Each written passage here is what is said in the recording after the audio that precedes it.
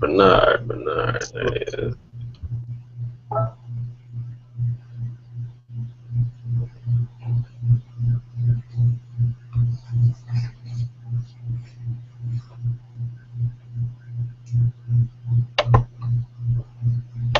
What link? It's not a link? Just the link? Yeah. I say a link. An email? Was it, please click the link? Yeah. There's no link. There's no link in the email? Of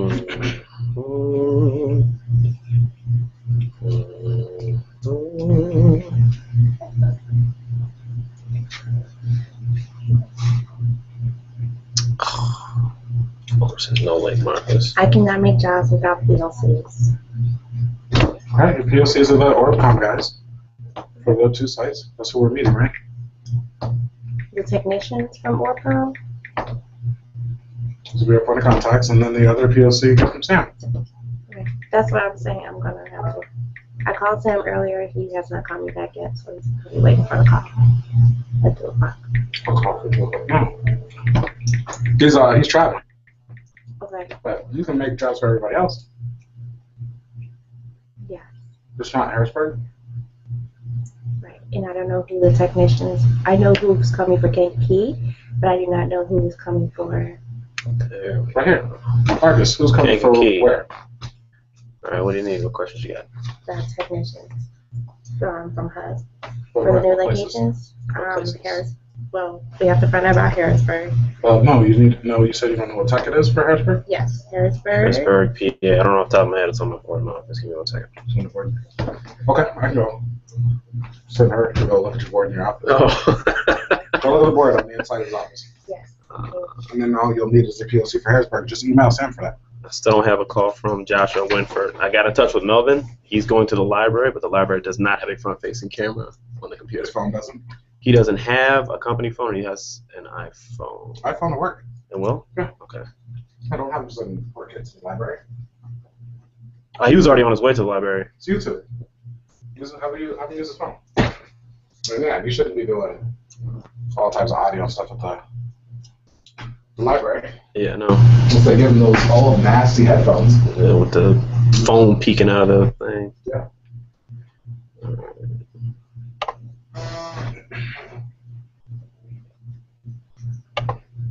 Let me call these guys and make sure they got the link now. Melvin Jones. 815-280-8437. What do I?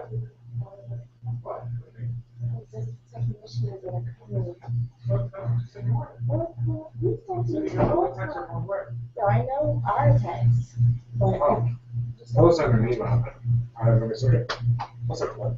Hey, Alfonso, did you get the email? Okay. Okie dokie. Just wanted to make sure you got it. All right. Let me know if you have any problems. That was all dated.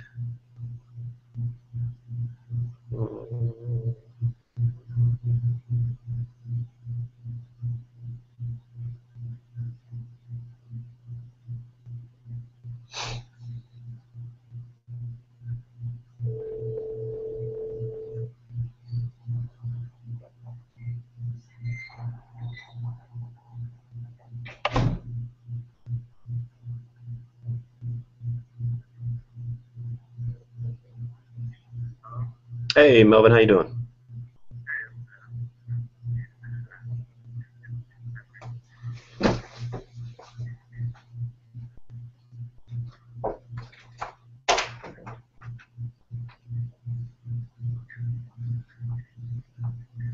Okay, how about does your phone have a front-facing camera? Because you can use your phone. There you go. Yeah, try that. Did you get? I sent the email to I think your personal email and your company email. You know what? Let me double check. Let me make sure. What? I'm gonna send it. I got your personal email right here. I'm gonna send it to you. All right. All right.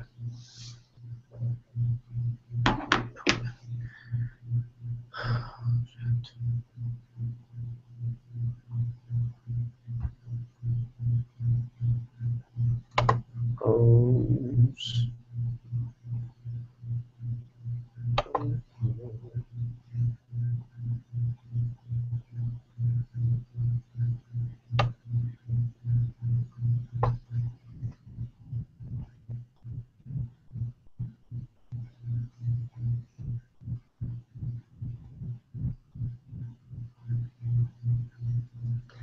Subject.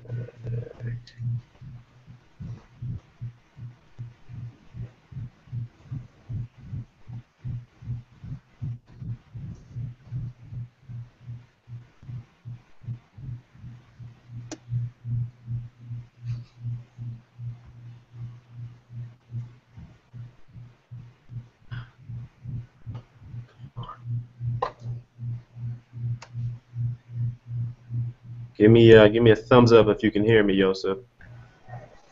Sorry? Oh, you can hear me. Okay, cool. Yeah. Just wanted to make sure you can hear me. Give me 1 sec to grab some of the other guys and get them on the call.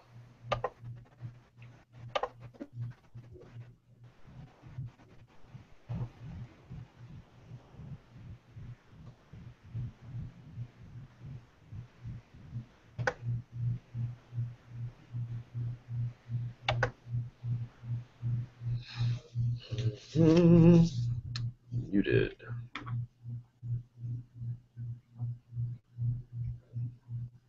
thing is slowly burning up.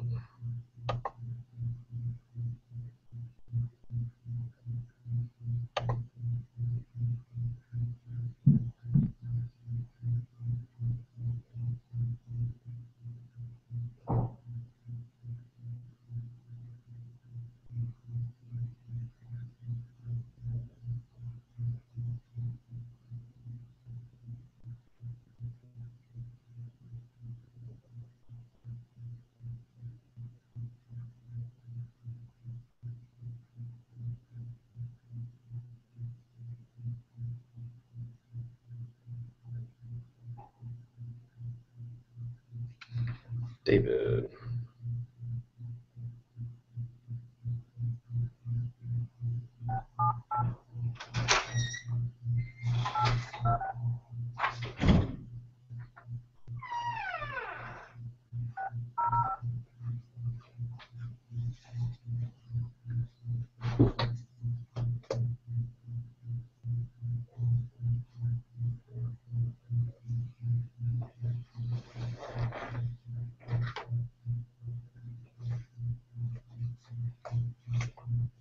Hey, David, how you doing?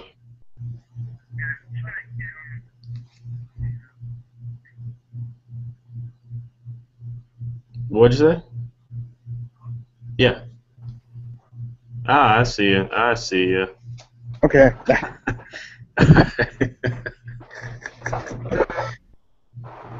right, how's it going, gentlemen? How's it going? Good.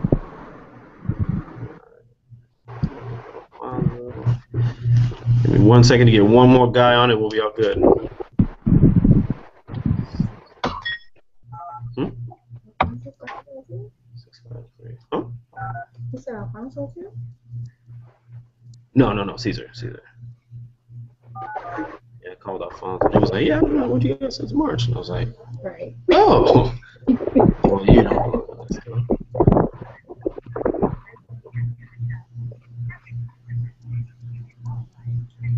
18 653 4919.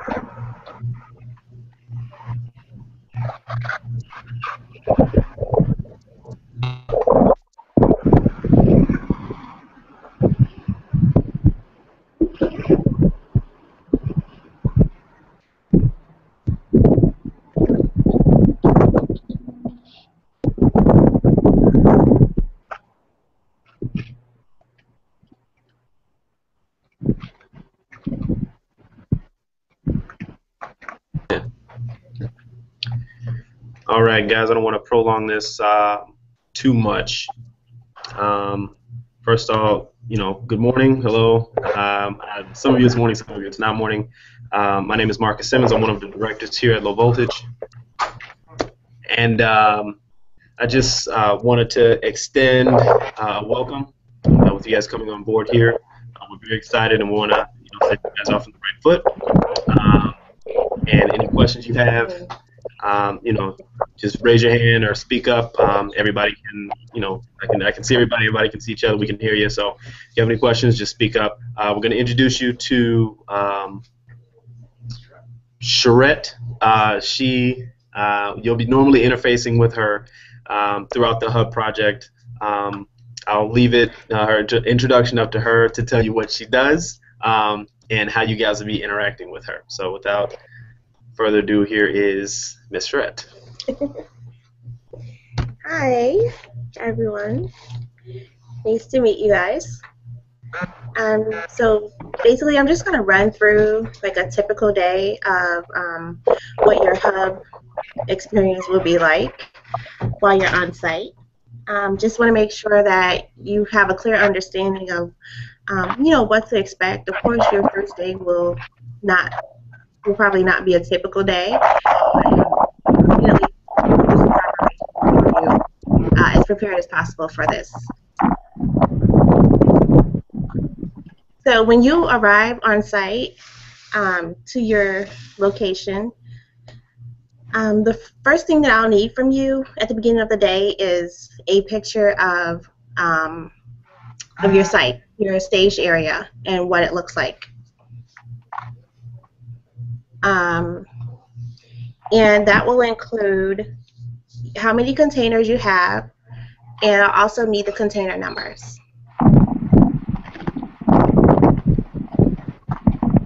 And then from there, you'll start installing. But throughout your install and throughout your day, you'll be giving us status updates, or what we call statuses. It's really just updating us on what you're doing. There's specific statuses that you can use for certain situations that you incur while you're there. Your first status will probably be setup and cleanup. And that is the status that you will use when you are taking out your tools, you're just getting the stage area and the site prepared for you to start your installs for the day. You also will probably use that in between your installs so that you can get set up for the next container. The next status that you can use will be the active installing status. And, you know, you're just updating the chat, active install.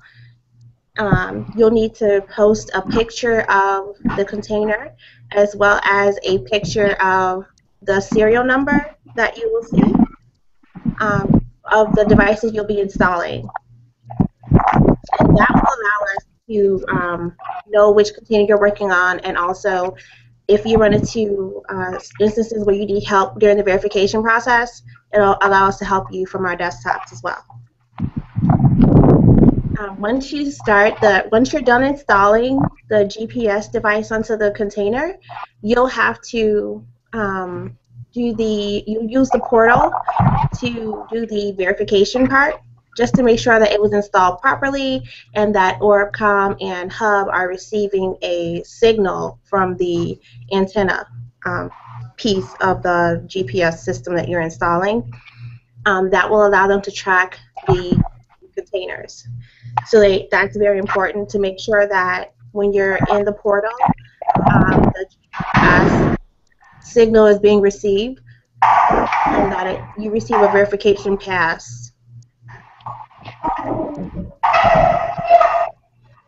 So when you're going into that verification mode, the status that you're going to use will be active verification. And you have to post a picture of the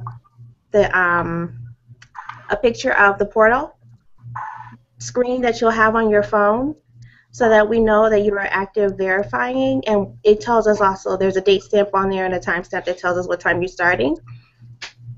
Once it completes, it'll say successful. You'll need to associate the container. There's a section where you will type in the container number twice, and then you'll associate it. And you need to post a screenshot of that as well, so that we know that you did associate the container, just in case ORBCOMM has any questions about it.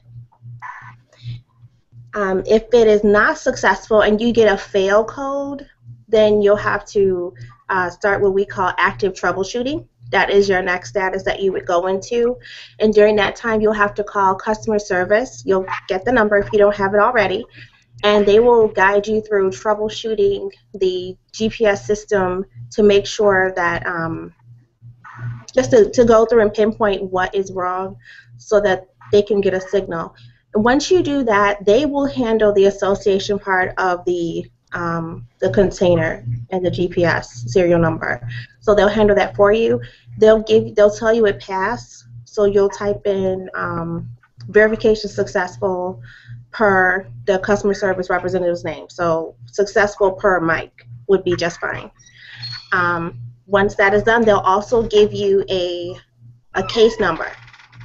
You'll need to put that in the chat as well.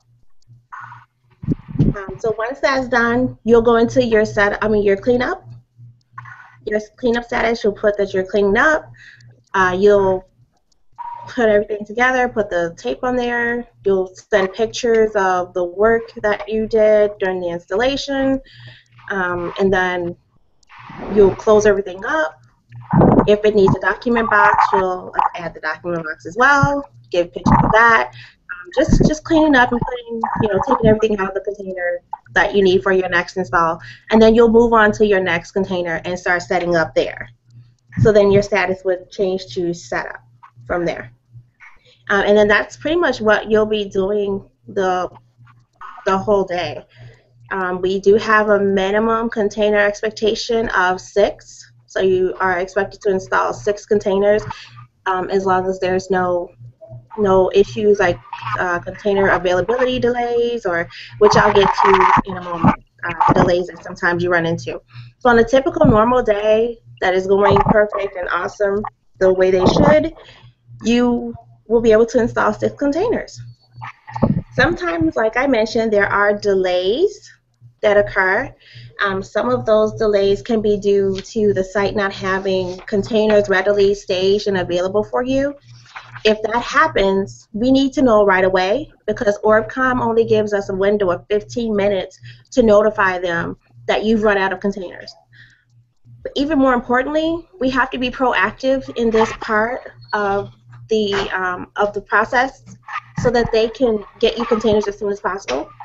So the policy is that once you're starting your final container that is available for you, you'll put in your chat, "This is my last container available."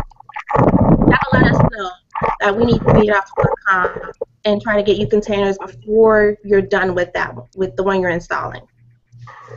So if it does happen that we've done that, you've given us the 90 minutes, to help get you more containers, and you still don't have any containers available when you're done with that one, you would go into the status of delay code 001, which is inactive, no containers available. While you're in the delay status, let's say that, there's really not much you can do in that delay status because you're waiting for containers to be made available to you. Once you receive a new container, you need to let me know right away that you have one, so you can put, container HGIU 653721 is now staged and ready for me to install. And we'll update an email letting them know that you're no longer in delay, and then you'll add that you're setting up for that one. While you're in delay, you need to update us at least, I would say, every half hour to 45 minutes to let us know that you still don't have any containers available, if that's the case. Otherwise, we'll be pestering you in the chats asking for your status, which can get a little irritating sometimes. So just to keep us off your backs, you can just update us every 30 to 45 minutes. There's other types of time that we track as well, such as your breaks and lunches. So if you're taking one of your 15-minute breaks, which you get 2 15-minute breaks and a half-hour break. If you're taking one of your 15-minute breaks, you can just tell us inactive on break and on 15-minute break, and that'll be your status. So, 15 minutes after that, you can come back and say, setting up or installing or whatever you were doing before you went on break. Same thing with your lunch break as well. You'll get a copy of the form that I'm actually reading from. You'll get a copy of that as soon as I'm done with this meeting, so that you can read over this and have it available to you in case you have questions in the future. Now, I also want to go over, now that we've covered the statuses, I also want to address the service points, because the reason your statuses are so important is that we use them to track what we call service points, which is how you guys are paid. It's the hub pay structure. And the way that works is you're expected to be on site for a minimum of 10 hours per day and 5 days per week. And as you guys know, the weeks start on Monday and they end on Friday.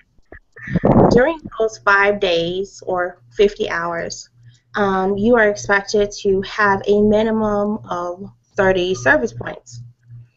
So you get 1 service point for each container you install. So if you're installing 6 containers per day and you're working 5 days, then that's your 30 service points right there. Easy, right? However, as I mentioned, there's sometimes delays that occur on the site, but we understand that those are not something that you have control over readily. So we give you service points for those as well. They're called adjusted service points. And the way those work is that you earn 1 service point for every 100 minutes that you're, like, for instance, in a delay. So you would have to be in delay for 100 minutes in order to earn 1 whole service point. But we have a tracking system that keeps track of that for us. And if ever you have a question about how many service points you have for the day, you can feel free to send us a chat, and we'll let you know where you are.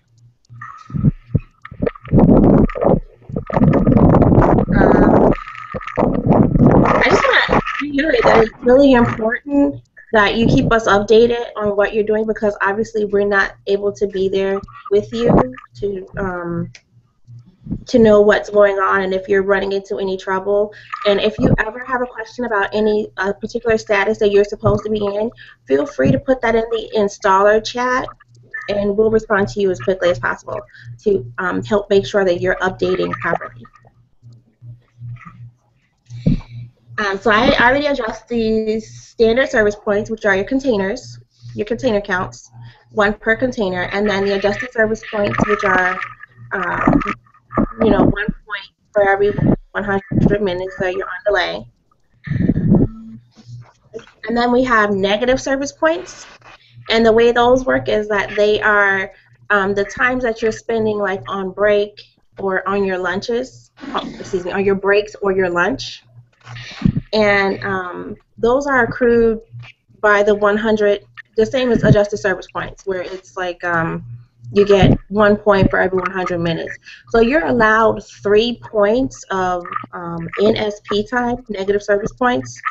You're going to have that automatically for all of your lunches and breaks during the week, the 5 days. But then you're also allowed 2 more service points for the week, because we know that there's some things that happen that don't fall into any of the categories that we have listed, or any of those delays, or any of the installing statuses that you use. So to kind of compensate for that as well, we allow you some extra negative service points for wiggle room. For instance, like if you have to have a yard jockey move a container, that doesn't really fall into one of the statuses that we have listed. So you would let us know, and then that would just be accruing negative service points. But it doesn't take long for them to move those, so you won't. It's not like it'll be a big deal. It won't really hurt you bad enough to where it'll be more than 5 in a week. Hopefully that was clear. So that is how the service points work. And when you add the adjusted service points and your standard service points together, it should come out to 30 for the week. If it doesn't come out to 30 for the week, then you have a mandatory Saturday that you'll have to work. And that's just standard. If you don't have 30 service points by Friday, you'll have to work a Saturday in order to make up and try to accrue those 30 service points. So the total billable service points are really good for you guys, because it takes into account everything instead of just how many containers you install, because obviously if you're having long delays, you won't be able to install 30 containers in a week. But with the service points, you can still reach that 30 points, those 30 total billable service points. You'll still be able to accrue those, even though you may not be able to install 30 containers in a week. For the way the pay structure is concerning, it's based on those service points. So if you install your 30 containers in a week. It's $45 per container, basically, which comes out to about $13.50 per week. And like I said, the expectation is to have 30 of those. So if you have the 30 and the 45, you get $13.50 per week. With the adjusted service points, you earn $30 per service point, so the 100 minutes. So every 100 minutes, it's counted as almost as if you installed a container, so it's like 30 points for those. There is no minimum expectation because we don't want to rely on delays and adjusted service points in order to reach our 30. So we mainly just focus on the the container, the standard service points, which are the containers. Like I said, if you have any questions, please feel free to put it in the installer chat, and I or one of the other technicians who have experience with Hub can help you as well. If there are times where you are not in contact with us and you're not updating your statuses in a timely fashion, where there's chunks of time missing, that would be counted as negative service points as well. So it's really important that you always keep us updated on your statuses, and that you are communicating with us effectively, just to try and keep that number down below 5, because it shouldn't have to go up unnecessarily. At the end of the day, each day you will have to go over your tools and perform any maintenance that you need on the tools, and it's really good to look over your consumables as well to make sure you're not running low on anything, such as silicone or fuel for your generator and the compressor. So you should take about 20 minutes each night to review that. And then on Thursdays, we also ask that you count inventory. And when you're doing the inventory audit each Thursday of the GPS units and the components that ORBCOMM supplies for us, you will be in a delay, and your status for that will be delay 008, which is for processing. But you can let us know and just say I'm in delay 008. And like I said, you'll get a list of all the delay codes that are available for you to use. And with the communication open, we'll know what you mean. So you'll process the inventory, and the way the inventory works is they just want to know how many full kits you have. So you don't have to break down the pallets of inventory that you'll have on site. You just need to count the large boxes, and if there's any open large boxes, just count the small boxes of the data gates and harnesses, and just let us know, and then we can update the spreadsheets here and keep track of that for you. Something else that I want to bring to your attention is that if on Fridays we also send out the RMAs, which are defective parts. Like for instance, if you're troubleshooting and you have to, let's say the door sensor wasn't a good sensor, you have to swap that out and put a new sensor in there. Well, the old door sensor will need to be tagged, and the case number that you receive from customer service will have to be on that tag as well, and the name of the part, because we don't always know what those parts look like, but you guys do. So you would write on the tag case number 63524, door sensor, and that's it. And then attach it to the part. And then on Friday, once you've collected all of those RMAs for the week, you would put them into a box. You would let us know that you're processing RMAs, and we'll start tracking that time for you, because that is considered a delay and you are paid for it. So you put it into a box, you'll ship it to the FedEx. Well, you'll take it to the FedEx store and ship it to ORBCOMM, and we'll provide you with the address and their account number at a later date. But that is done every Friday, and we need to know as soon as you start your delay and what you're paid for starts from the time you're processing your RMAs on Friday until you are leaving FedEx. So when you leave FedEx, also post a picture of your receipt, your FedEx receipt, in the OrbCom chat. And each one of your RMAs will need to be, you need to take a picture of it with the tag already attached that has the information that we just discussed, and upload that to the RMA, the OrbCom RMA chat as well. And I mean, you can keep track of them however you want, but what I've seen is that it works best if you do all of that on Friday before you leave the site. That way your points are being counted and accrued, and everything is collected on that one day. It kind of helps to keep you organized.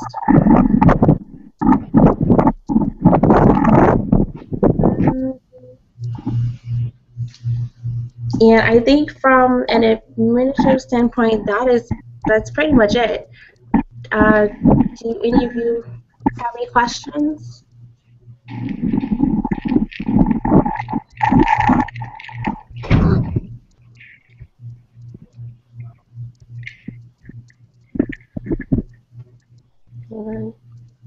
Okay.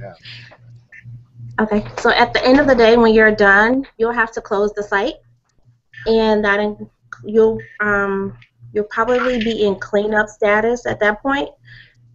So you'll be packing up all of your tools, putting the inventory back into the pods or containers, and just making sure that the site is clean and everything is put away neatly, and so that it's easy for you to find the next day when you come in.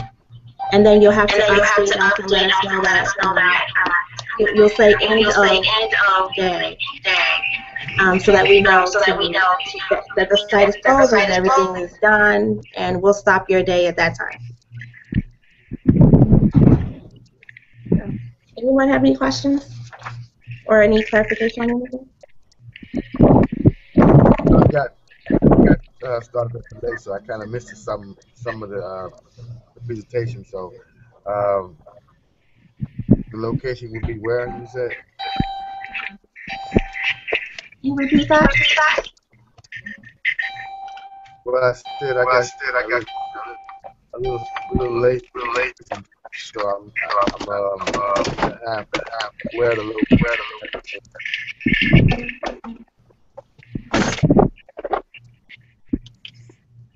So what's your question?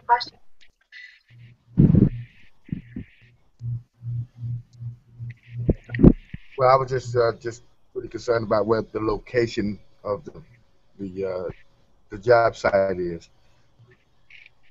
Location of the job site. Mm-hmm. What was it? Okay. What's your name? Melvin Jones. That's Kankakee. You are going to Kankakee, Illinois.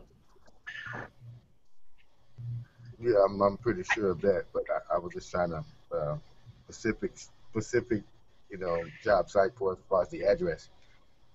Okay. Yes. So you're going to have a job put into your calendar, and that is going to have the specific address in there for you. Okay. All right. Okay. Yeah, and also have a job number in there too, so that when you're filling out your work orders, you can use that job number in there. We can match it up with your appointments. Okay.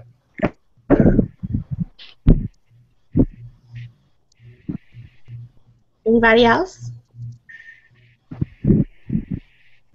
I'm sorry, my name is Joshua Winford. I came in late on the call. I had some issues logging in. I just want to kind of get a brief recap. I guess I know you don't want to go back over everything all over again, but if I could get like I guess a brief synopsis of what was talked about. Okay, it's on a recording, so if you need to go back and watch it, Marcus will have it available. Okay.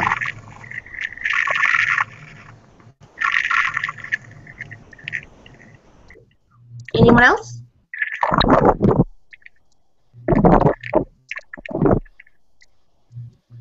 Yes, I have another question. our conference be based on some of the same similar information or something more detailed?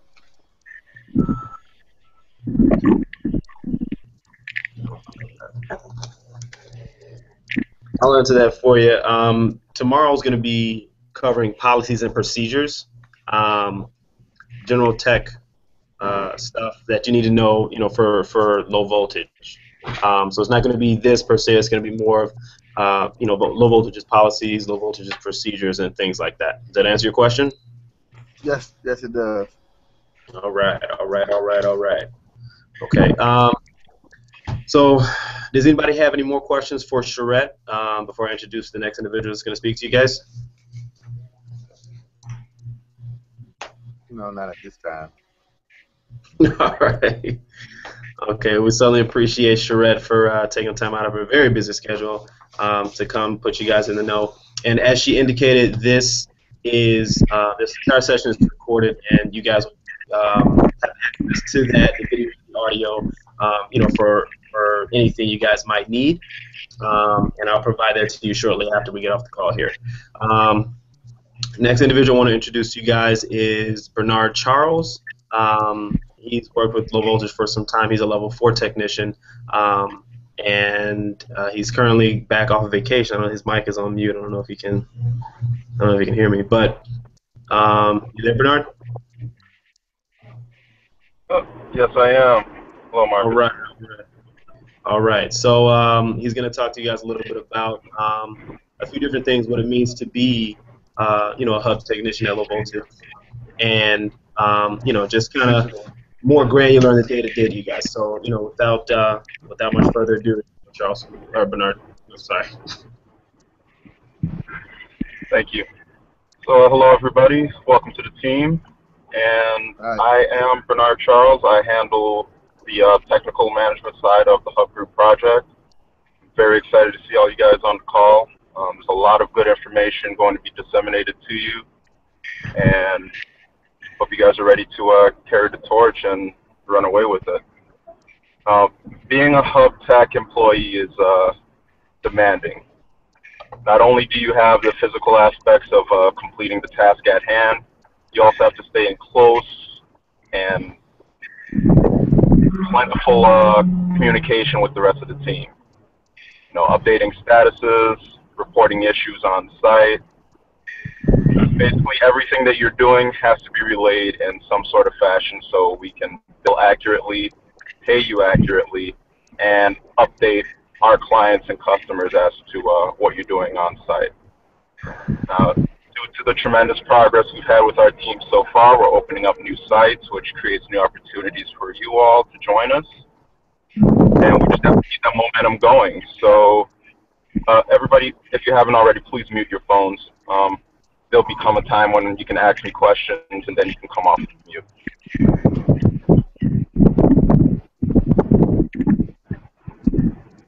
Melvin, please mute your phone. Yeah. Okay.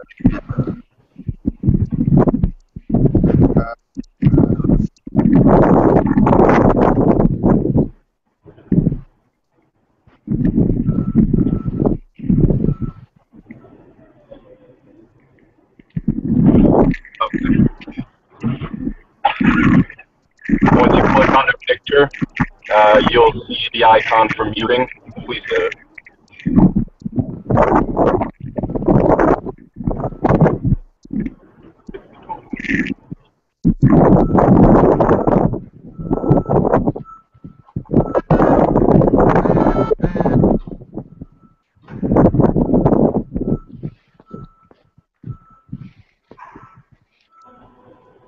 All right. So there's two things you need to do to be a hub technician. Like I said earlier, communication is key. Melvin, I believe that's still you. Do you know how to mute the phone? All right, great. So constant communication is key.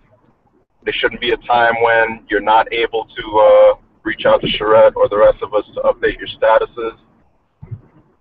The prodding that she has to do to make sure that people are able to understand the right time to update their status is not needed. So anytime when a switch or any transition is made between installing, not installing, or anything of the sort, please type a short message in there, let us know what's going on. The other side is productivity. We see the outline. We have to produce 30 units of service points per week. Some of that will come in the form of installing. Some of that will be in the form of delays. As you guys have noticed, you do get paid more for installing, so of course that takes precedent. But there are some unavoidable circumstances where you won't be able to get the installs done. So, and that's where relaying that information, communicating with us comes into play. We can stop the clock, start it on you making money, put the ball in their court to produce these containers so that we can move forward as a company.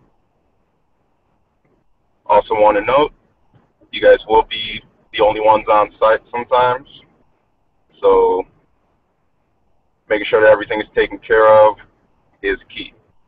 You guys will have surprise visits from Orbcomm, Hub Group, and even Low Voltage, so make sure everything is top-notch and ready for inspection at a moment's notice. Tool maintenance is also a big key. You have a lot of equipment on site. A lot of money has went into the acquiring and usage of these tools, so please make sure that they're in top spec that can be used at any time.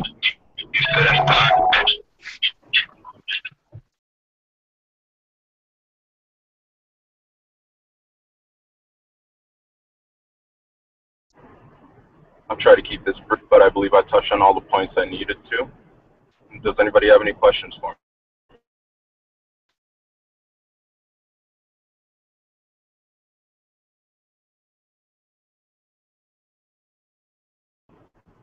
I want to thank you for your time. Have a good, productive week, and I'll probably speak to you again soon.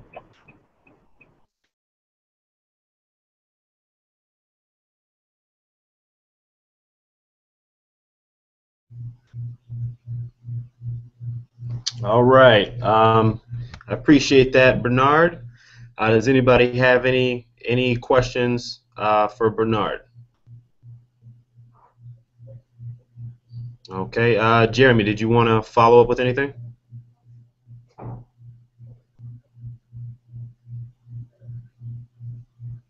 Jeremy, you there? I'm here. Not a whole lot. I don't have a whole lot for everyone. I think we all had a pretty good discussion as far as what's expected. I don't know if anyone has any questions for me. I think I have everything I need from everyone. If you guys have any questions for me, feel free to contact me or reach out. You all have my contact information. So yeah, guys, I hope you guys are excited and ready to go. Hope you guys digest this information that's been provided. I want to thank Marcus for putting this together for us on such short notice. You did a great job. That's pretty much it. That's all I have, guys. Thank you guys for participating. All right. With that, I appreciate that, Jeremy. With that, I don't want to take too much more time from you guys. I know some of you guys are actually on site right now. So I'd just like to say I appreciate you guys joining the call. It was very, very some things I didn't know, and it was very informative. Like I said, this entire session was recorded, so you guys will have access to that recording for whatever you guys need. And a quick reminder, tomorrow there is another call, and it's classroom training, which goes over policies and procedures for low voltage, and that begins at 8 a.m. So if there are any questions, you have any concerns, anything about what we discussed today or tomorrow, you can go ahead and send me an email, give me a call, reach out to Jeremy or reach out to Bernard, and then we'll do our best to accommodate whatever issues arise. So I appreciate you guys joining me on this call, and you guys have a great rest of your day. Thank Marcus, you as well. Thanks, Marcus. Thanks, guys.